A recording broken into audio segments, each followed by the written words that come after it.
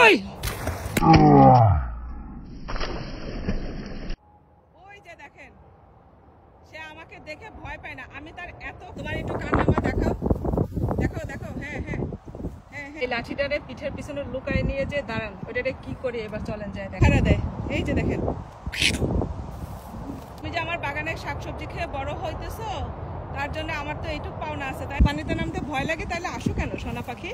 হ্যাঁ, আসসালামু আলাইকুম, সবার কি অবস্থা, কেমন আছেন?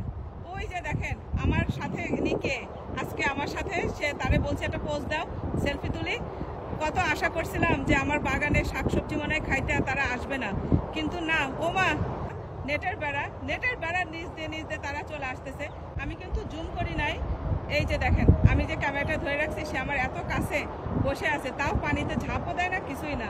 পানি তারা এত হেড করে, কিন্তু তারপরেও সারাক্ষণ এই লেকের পাশে পাশে ঘুরে বেড়ায়।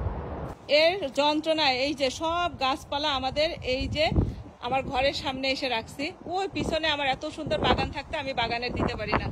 সব গাছপালা আমার এখন এই ঘরের সামনে তাদের জন্য রাখতে হয়। তাদের নজর হচ্ছে আমার এই বাগানের দিকে। এখন দেখেন কত কাছে চলে আসছে।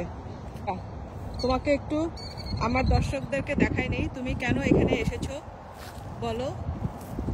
হ্যাঁ, ওই যে তোমার এটা কি বয়ফ্রেন্ড না গার্লফ্রেন্ড? ওই যে পুরি বাবারি, তুমি এত খেয়ে পুরে মোটা হয়েছে, ওই যে ওইটা দৌড়তে পলাইছে আমারে দেখা। আর ইনি তো এখনো ভয় পাইতেছে না। এই সময় আমি আমার ছেলেকে পিক আপ করতে যাই, আর সে আমাকে পাহারা দেয়। এই যে দেখেন দেখেন, কেন আসো কেন আসো? হ্যাঁ, আমার গাছ খাইতে কেন আসো? এত মোটা হইছো, হৃষ্টপুষ্ট। এটার পেটে কি বাচ্চা? হ্যাঁ, এটার পেট এত মোটা কেন? তুমি কি ডিম পারো না বাচ্চা ফোটাও? হ্যাঁ, এই যে পানিতে নামতে ভয় পায় আমারে দেখা। দেখেন, তোমার বান্ধবী তো চলে গেল। উরি বাবারে, এক একজন কি হৃষ্টপুষ্ট। এটারে কি বাড়ি দিব? ভয় দেখানো লাগবে, বুঝছেন? বাড়ি দেয় আর না দেয়, ভয় দেখাইতে হবে। ভয় দেখাইলে আর নাও আসতে পারে। ওই সাহস করে অত কাছে যাইতে পারি নাই, দিছি একটা বাড়ি। কই গেলি? যে দেখেন কিছুক্ষণ আগে এই যে এখানে বসে বসে এই যে বটবটির পাতাগুলো সব খাইছে। দেখেন, এই যে আমি যেই দরজা খুলছি আর ঝাঁপ দিয়ে পড়ছে। টাকা খরচ করি এই যে বাগানের পিছনে। এই এক একটা বাকেট দেখতেছেন না, এখানে 4টা বাকেট আছে। একটা বাকেট হচ্ছে $4 করে, তারপরে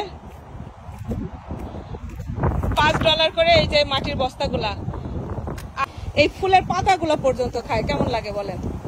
এখন আবার অনেকে বলতে পারেন যে রূপাপু, ওরা আসলে আপনি টের পান কিভাবে? এই যে আমি এই যে আমার এখানে এই যে লিভিং রুম, আমি এই তো এখানে সারাক্ষণ কাজ করি, আর এই যে এই জানলাটা দিয়ে একটু পরপরই বাইরে তাকাই যে তাহারা কেউ আসছে কিনা। তখন দেখি এই যে ঘাসের ভিতরে আর ওই পুকুর পাড়ে তারা হচ্ছে অনায়াসে সুখে শান্তিতে হেলে দুলে ঘুরে বেড়ায়, গাছ খায়।